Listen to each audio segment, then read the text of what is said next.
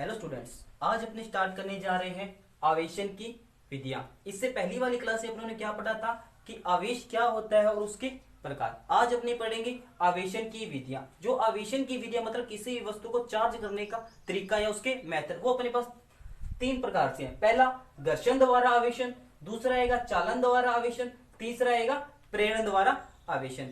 तो first of all बात करते हैं अपने घर्षण द्वारा आवेशन। घर्षण मतलब किसी चीज को रगड़ना। मान लो मेरे पास कोई दो वस्तु हैं, उनको मैंने आपस में रगड़ा या क्या किया, घर्षण करवाया। तो उनको रगड़ने के पश्चात अपने क्या करेंगे, उनको आपस में दूर लेकर जाएंगे। तो एक पर तो क्या आ जाएगा पॉजिटिव आवेश और एक पर क्या आएगा नेगेटिव। मतलब कहने का मतलब ये दोनों पर विपरीत प्रकृति का आवेश उत्पन्न हो जाएगा, परंतु वो दोनों आवेश परिमाण में क्या होंगे, समान होंगे। जैसे एक पर पॉजिटिव आवेश आया, दूसरे पर नेगेटिव आवेश आया, तो दोनों का जो परिमाण, जैसे एक पर 5 कूलम आवेश है तो दूसरे पर भी कितना होगा, -5 कूलम आवेश। अब अपने को यह पता करना है कि कौन सा पदार्थ पॉजिटिव होगा, कौन सा पदार्थ नेगेटिव होगा। वो उन पदार्थों के कार्यफलन अर्थात गुणधर्म पर निर्भर करेगा। जैसा मैंने मान लिया फॉर एग्जांपल, एक मेरे पास कांच की छड़ है और एक रेशम का कपड़ा। जब मैं कांच की छड़ को रेशम के कपड़े पर रगड़ता हूं तो कांच की छड़ तो अपनी पॉजिटिव हो जाएगी। क्या हो जाएगी, पॉजिटिव हो जाएगी, और रेशम का कपड़ा नेगेटिव। मतलब कहने का जब कांच की छड़ को रेशम के कपड़े के ऊपर रगड़ेंगे तो जो कांच की छड़ से इलेक्ट्रॉन रेशम के कपड़े की तरफ चले जाएंगे, जिससे यहां पे इलेक्ट्रॉनों की क्या हो जाएगी, कमी हो जाएगी, जिससे कांच की छड़ क्या हो जाएगी, पॉजिटिव, और रेशम का कपड़ा इलेक्ट्रॉन की अधिकता के कारण क्या हो जाएगा, नेगेटिव। दूसरे एग्जांपल की बात करते हैं, एबोनाइट की छड़।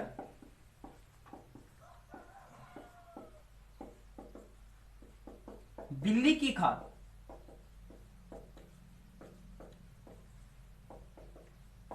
अगर एबोनाइट की छड़ को बिल्ली की खाल पर रगड़ते हैं तो एबोनाइट की छड़ है वो नेगेटिव हो जाएगी और बिल्ली की खाल पॉजिटिव हो जाएगी। ये दो स्पेसिफिक उदाहरण है जिसको अपने को याद रखना पड़ेगा। बात करेंगे सेकंड पॉइंट, चालन द्वारा आवेशन। तो अपने को सबसे पहले ये पता होना चाहिए चालन आवेशन की प्रक्रिया क्या है। तो इसके अंदर अपने देखेंगे कि अपने एक पहले कोई अनावेशित वस्तु लेंगे और एक आवेशित वस्तु लेंगे। दोनों वस्तुओं को संपर्क में करवाकर, मतलब एक दूसरे को स्पर्श करवाकर चालन प्रक्रिया द्वारा अपने आवेशित कर सकते हैं। कंडीशन क्या रहेगी, उन दोनों वस्तुओं को आपस में क्या करवाना पड़ेगा, संपर्क अर्थात स्पर्श करवाना पड़ेगा। तो यहाँ पे देख के चल रहे हैं, यहाँ पे एक मेरे पास अनावेशित गोला है और एक धनावेशित गोला है। हाँ, जो आवेशित वस्तु वो धनावेशित भी हो सकती है और ऋणावेशित भी हो सकती है, परंतु प्रकृति क्या होनी चाहिए, गोले की एक समान होनी चाहिए। जैसे मैं यहाँ पे धनावेशित गोला लेके चल रहा हूं, सेकंड कंडीशन में मैंने दोनों वस्तुओं को आपस में संपर्क करवा दिया। अपने को पता है इसमें सारा का सारा चार्ज कैसा है, धनावेश है। तो प्रत्येक इन दोनों धनावेश में भी प्रतिकर्षण बल लगेगा, इनमें भी प्रतिकर्षण बल लगेगा। प्रतिकर्षण बल के कारण कुल चार्ज क्या आ जाएगा, इसमें अपने अनावेशित वस्तु में आ जाएगा, समान रूप से वितरित हो जाएगा। फिर अपने दोनों गोलों को क्या कर लेंगे, अलग कर लेंगे। जो अनावेशित वस्तु था वो भी क्या हो जाएगी, अपनी धनावेशित हो जाएगी। अगर बात करें अपने ऋणावेश लेके चले, अगर अपने ऋणावेश लेके चले यहाँ पे और यहाँ पे भी अगर अपने ऋणावेश ले तो दोनों वस्तुएं आपस में क्या हो जाएगी, क्योंकि प्रत्येक समान प्रकृति के आवेशों में कौन सा फोर्स लगता है, प्रतिकर्षण बल लगता है। तो प्रतिकर्षण बल के कारण दोनों गोलों में समान रूप से आवेश वितरित हो जाएगी। तो ये थी अपने पास चालन की प्रक्रिया। हाँ जी, थर्ड पॉइंट, प्रेरण द्वारा आवेशन। प्रेरण द्वारा आवेशन का प्रोसेस क्या है। जो अपने चालन द्वारा आवेशन में क्या किया था, एक आवेशित गोला लिया था और एक अनावेशित गोला लिया था। इसमें क्या किया था, चालन द्वारा आवेशन दोनों गोलों को स्पर्श करवाकर अपनों ने क्या किया था, आवेशित किया था। बट जो चालन द्वारा आवेशन है उन दोनों गोलों को बिना स्पर्श करवाए, मतलब दोनों को आपस में स्पर्श नहीं करवाना है, तो कैसे आवेशित करेंगे। तो देखो, सबसे पहले मैंने यहाँ पे एक आवेशित छड़ ले ली, मतलब एक आवेशित वस्तु ले ली, और एक मैंने यहाँ पे क्या ले ली, अनावेशित वस्तु ले ली।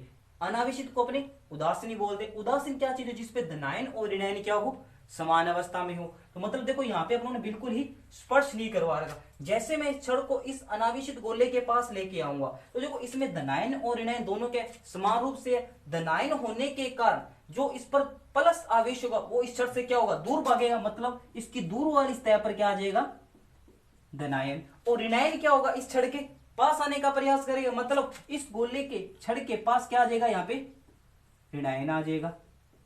तो कहने का मतलब इसकी दूर वाली सतह पर तो क्या आ जाएगा, सेम प्रकृति का आवेश, और पास वाली सतह पे क्या आ जाएगा, विपरीत प्रकृति का आवेश। अब देखो अगर मैं छड़ को वापस दूर लेके जाऊं तो वापस क्या हो जाएगा, उदासीन हो जाएगा। इस छड़ को मैं इस गोले के पास रखते हुए इसमें को गोले को मैं क्या कर देता हूं, भू संपर्क, मतलब इसको मैंने क्या कर दिया, ग्राउंडेड।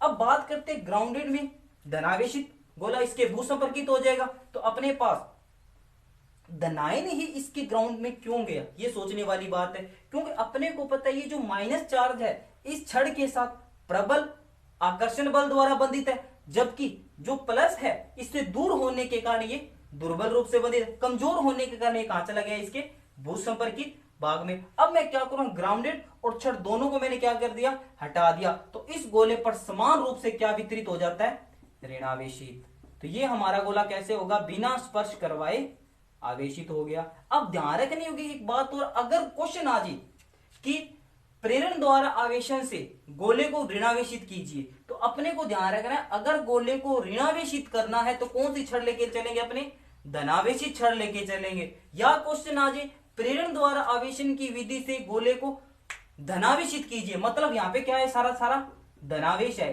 धनावेश आने के लिए अपने को कौन सी छड़ लेके चलनी पड़ेगी, ऋणावेशित छड़ लेके चलनी पड़ेगी। जो भी गोला पूछे, जैसे धनावेशित पूछ रहे हैं तो उससे विपरीत प्रकृति का आवेश अपने को लेके चलना पड़ेगा।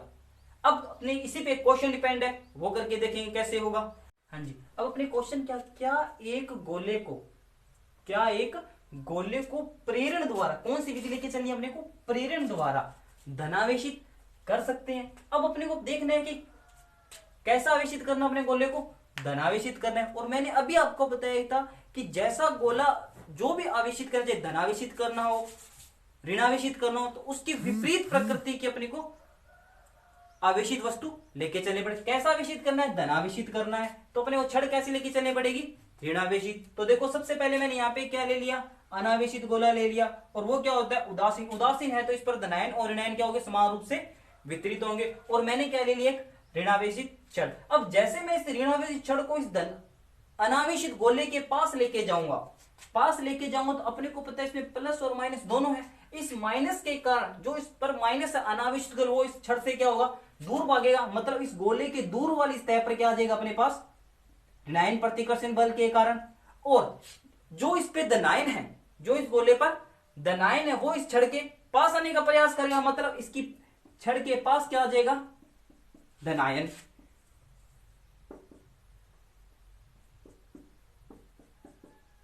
अगर मैं छड़ को वापस दूर लेके जाऊं तो वापस वो गोला क्या हो जाएगा, अनावेशित। तो तीसरी कंडीशन में क्या बात करेंगे अपने कि इस छड़ को इस गोले के पास रखते हुए, इस छड़ को